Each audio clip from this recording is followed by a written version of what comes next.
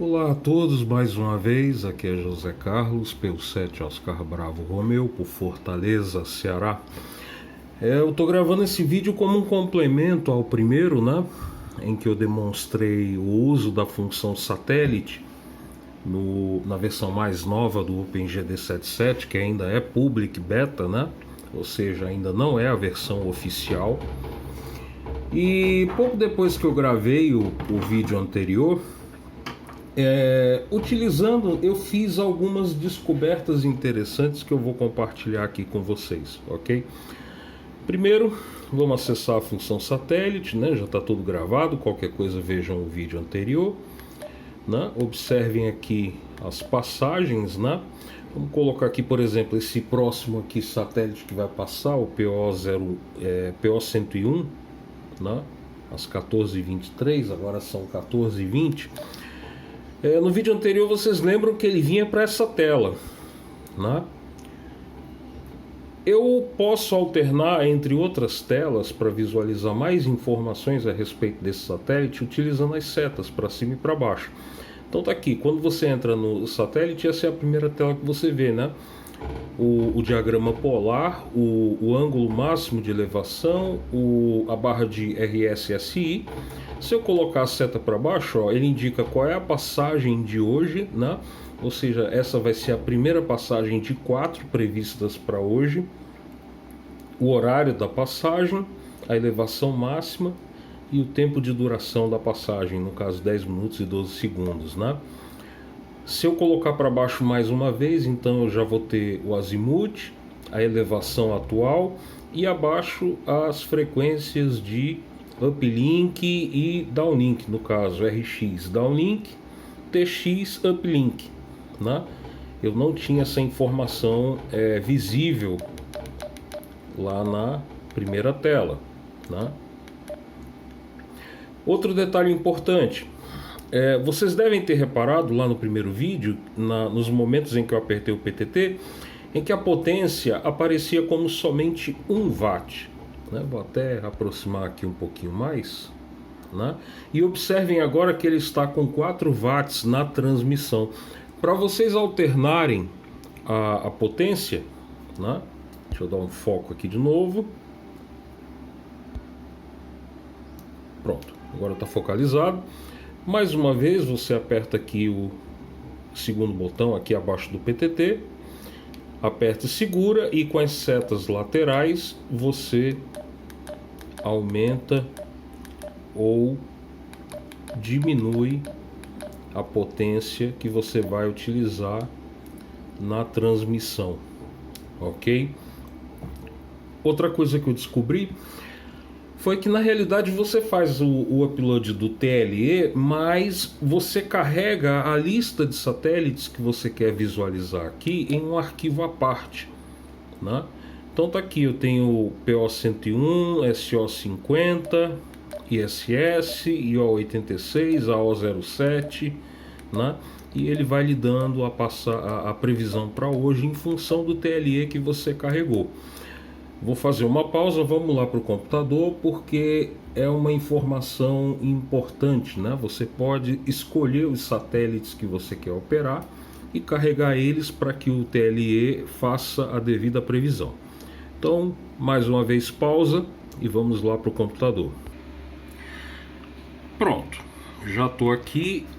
Eu descobri também por um acaso que dentro da pasta de instalação do OpenGD 7.7, né, eu tenho agora um arquivo chamado satélites.txt, né? Lembrando mais uma vez, esse OpenGD 7.7 é o release de 14 de setembro de 2021. Não é aquele instalado previamente. Para você acessar a função satélite, você tem que ter obrigatoriamente o OpenGD 7.7 CPS mais atual, que no momento é o de 14 de setembro de 2021.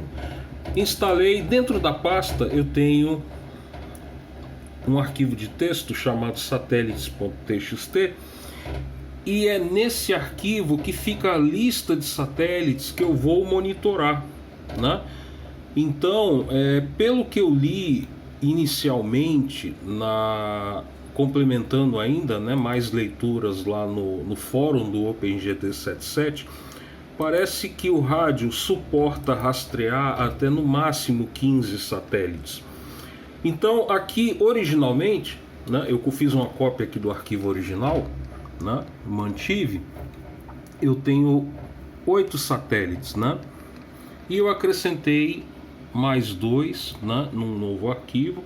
Eu acrescentei aqui, por exemplo, o LilacsSat, o AO07, a título de experiência. Então, hoje o meu arquivo está com 10 satélites, né? Então, o formato, né, é aqui que você define, por exemplo, as frequências de uplink e downlink do satélite, né, que não vêm carregadas no TLE. O TLE traz apenas as informações de órbita, né? E eu estava curioso de onde que ele estava puxando as frequências de operação do satélite, e descobri por um acaso esse arquivo. Então vamos lá. O formato dele é bem simples, né? O número de catálogo do satélite, o nome que você quer mostrar, a frequência de RX, downlink, TX, uplink, CT-CSS para operação e ARM-CT-CSS.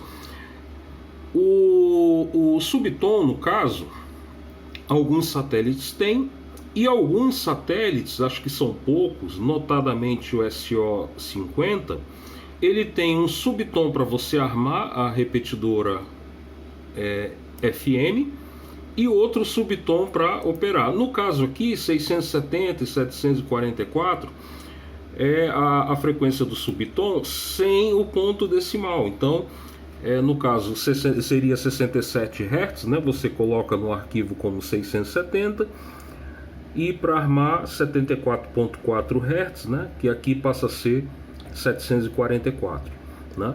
Se o satélite não tiver subtom, como o LilacsSat, por exemplo, basta você colocar 0 e 0. Se ele tiver subtom somente para operação, sem subtom para armar, como é a maioria, você coloca o respectivo subtom. Lembrando, né, pelo que eu li, parece que só dá para acrescentar até 15 satélites, né?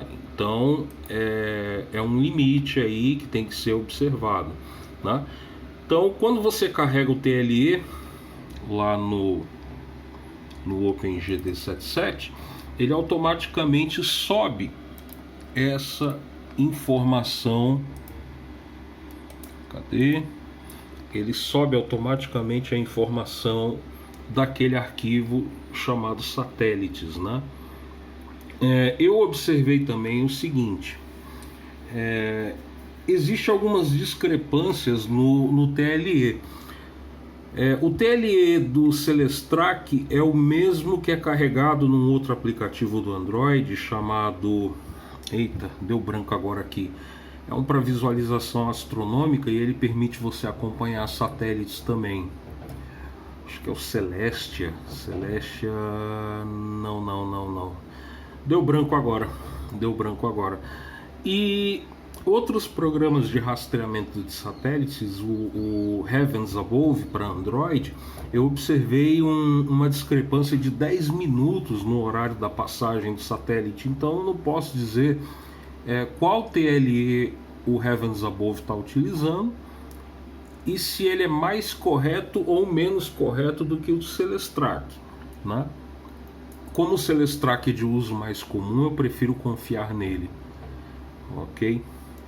É isso aí. Essas são as informações complementares, né, que eu pesquei aqui por um acaso, né, acerca da nova funcionalidade para satélites do OpenGD77.